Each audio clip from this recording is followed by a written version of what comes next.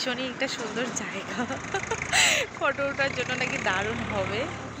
একবার জাস্ট দেখো, অসাধারণ। তো আমরা এখানে কয়েকটা আর কি জানুয়ারি, আর এই দিনটাতেই আর কি ও আমাকে প্রপোজ করেছিল। নমস্কার বন্ধুরা, নতুন একটা ভিডিও নিয়ে চলে এসলাম। আর এটা কিন্তু ছিল বেশ কয়েকদিন আগের ভিডিও, মানে 23শে জানুয়ারির ভিডিও। সকাল সকাল বাড়ির সমস্ত কাজ কমপ্লিট করে কিন্তু বরমশাই আমি বেরিয়ে পড়েছি একটু ঘুরতে যাব।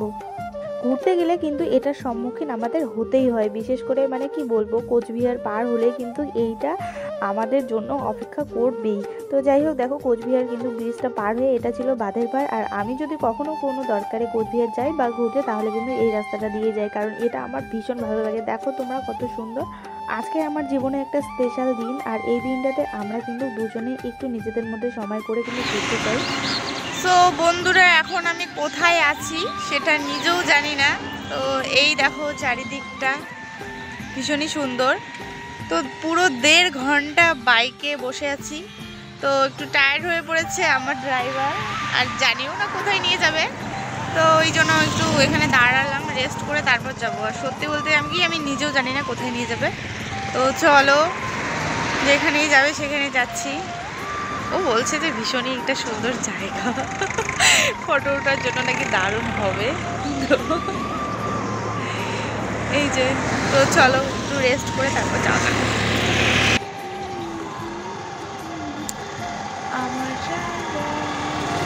সত্যি বলতে কি, অনেকটা রাস্তা, বিশেষ করে আমাদের বাড়ি কোথায় দিনহাটা কৃষিমেলা, সেখান থেকে আলিপুরদুয়ার যখন রাস্তাটা পার হলাম, তখন আমি ভাবলাম যে কোথায় নিয়ে যাচ্ছে, তখনও অবধি কিন্তু বলেনি।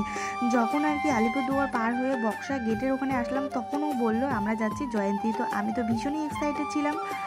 যতটা আর কি আশা নিয়ে ও আমাকে এখানে এনেছিল, ততটাও আশা পূরণ হয়নি, কারণ যেমনটা ও ভেবেছিল তেমনটা বর্তমানে এখানে পরিস্থিতি না। সত্যি বলতে কি, আমাকে একটু কিচ্ছু জানায়নি, না হলে আমি এই 3.5 ঘন্টা বাইকে বসে কখনোই আমি আসতাম না। তা মোবাইলে রাস্তার লোকেশন, তারপরে সুন্দর একটা ভিউ, এসব দেখে কিন্তু মোবাইলে ও ভেবেছিল আমাকে 23শে জানুয়ারি এরকম একটা সারপ্রাইজ দেবে, কিন্তু ও সময়টাই দেখেনি। আসলে অক্টোবর মাসে এখানে আসলে খুব ভালো হয়, কিন্তু আমরা এসেছি জানুয়ারিতে।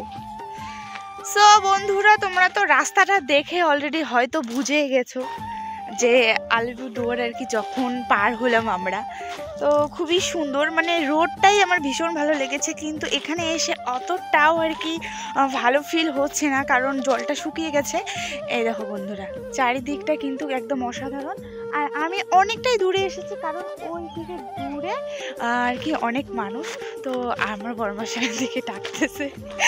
তো মানে পুরো পুরো জায়গাটাই কিন্তু জলমগ্ন থাকে, আর এখন কিন্তু জল নেই। তো চলো যাই সামনের দিকে, একটু পাহাড়, ওই যে ওইদিকে পাহাড়, তো ওদিকে একটু যাই দেখতে। তোমরা কারা কারা এসেছো অবশ্যই কিন্তু কমেন্টে জানিও। আর বলো তো কি বন্ধুরা, এতটা পথ আর কি বাইকে বসে আসা না, মানে কোমরটা পুরো ধরে গিয়েছে একদম। তো এখন একটু হাঁটাহাঁটি করছি, পাহাড়ের দিকে যাচ্ছি বলতে পারো। তো চলো যাওয়া যাক, তোমাদেরকে সবটাই একটু একটু করে শেয়ার করব। এমনিতেও আমাকে ঘুরতে যেতে ভালো লাগে, কিন্তু বাইকে এতটা পথ আমি কখনোই আগে জার্নি করিনি। এটা ছিল আমার ফার্স্ট টাইম, মানে 3.5 ঘন্টা, আবার ফিরবো 3.5 ঘন্টা, 7 ঘন্টা বাইকে বসে থাকা কিন্তু চারটিখানি কথা না বন্ধুরা। তবে ও ভাবতে পারিনি যে এখানে জলটা এতটা শুকিয়ে গেছে আর এরকম একটা অবস্থা হবে। তো ও আমাকে কিন্তু একটা সারপ্রাইজ দিতে চেয়েছিল, কিন্তু আমার ওই রোডটা ভীষণ পছন্দ হয়েছে আর কি। কিন্তু তোমাদেরকে আমি একটা কথা বলতে চাই, যারা যারা যেতে চাও প্লিজ তোমরা দুজনে কিন্তু যেও না, মানে 2 জন বা 4 জন যেও না, কমপক্ষে 6-7 জন কিন্তু মিলে যেও, কারণ জয়ন্তী যেতে হলে কিন্তু ওই বক্সা যে জঙ্গলটা সেটা কিন্তু তোমাদেরকে পার হতেই হবে। জানি না হাতি বাঘ আদৌ বের হবে কি না, তবে মানুষের ভয় কিন্তু একটা থেকেই যায়, কারণ সেখানে কিন্তু মানে 1 ঘন্টা পর পর একটা গাড়ি দেখা যায়। তো কেন এসেছি সেটা একটু তোমাদেরকে বলি। আজকে আমাদের ভালোবাসার জন্মদিন নাকি? হ্যাঁ, তুমি বলো কি বলতে চাও। কত বছর হলো বলো? আরে কই যাও বলো, একটু বলো না, একটু বলো। ওই দেখ তাহলে 4 বছর।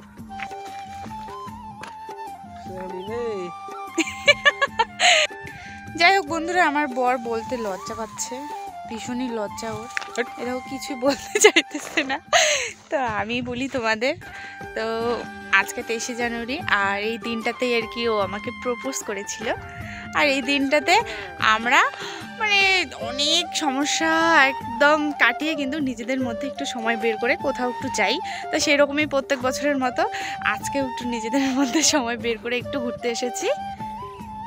চলো বন্ধুরা, দেখো আমরা বাড়ি যাওয়ার পথে পাশেই একটা দেখতে পেলাম হচ্ছিল চা বাগান। দেখো কত সুন্দর, মানে চা বাগান দেখার জন্য কিন্তু দার্জিলিংও যাওয়ার দরকার নেই, একদম আলিপুরদুয়ারের পাশেই কিন্তু এই মস্ত বড় চা বাগানটা। আর এখানে তো কি বলবো, ফটোতে ভীষণ ভালো লাগে, এই জন্য একটু গাড়ি থেকে মানে ওই যে ওইদিকে মেন রোডটা তার সাইডেই কিন্তু এই রাস্তাটা। তো ওই দেখো ওইদিকে কিন্তু জল দিচ্ছে আর পুরা ভিউটা একবার জাস্ট দেখো, অসাধারণ। তো আমরা এখানে কয়েকটা আর কি ফটো উঠবো, তারপরে যাবো।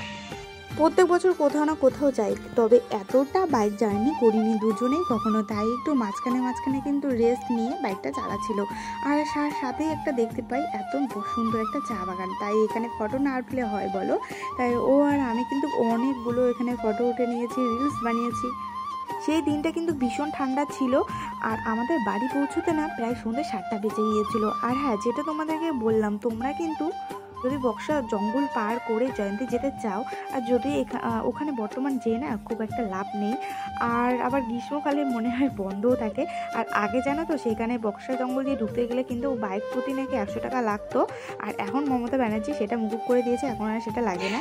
বিয়ের পর এটা ফার্স্ট 23শে জানুয়ারি, তো ভীষণ ভালো কাটলো কিন্তু। কি সুন্দর চা বাগান, গাড়িটা রাস্তায় দাঁড় করিয়ে রেখেছি, কপালটা কেমন সত্যি কেমন লাল লাল হয়ে গেছে, হেলমেটটা পরার জন্য আর কি। যেহেতু অনেকটাই পর, তার জন্য কিন্তু আর ভিডিও করিনি। তারপর দেখো আমার বড়মাসে আমার জন্য একটা গোলাপ এনেছিল, আর আমরা কিন্তু লাস্টে খাওয়া দাওয়া করে বাড়ি চলে আসি। আর ওই যে তোমাদেরকে বললাম এত ঠান্ডা ছিল যে কি বলবো, বাড়ি এসে কিন্তু হাত মুখ ধুয়ে আগুন জ্বালিয়ে নিয়েছি, কারণ ভীষণ পরিমাণে ঠান্ডা ছিল। বন্ধুরা, তোমাদের সাথে কিছু ফটো শেয়ার করলাম, ভালো লাগলে অবশ্যই কমেন্ট করে জানিও। দেখা হবে নতুন একটা ভিডিওতে, ততক্ষণে সবাই ভালো থাকবেন, সুস্থ থাকবেন। টাটা অ্যান্ড থ্যাংক ইউ আমার ভিডিওটা দেখার জন্য।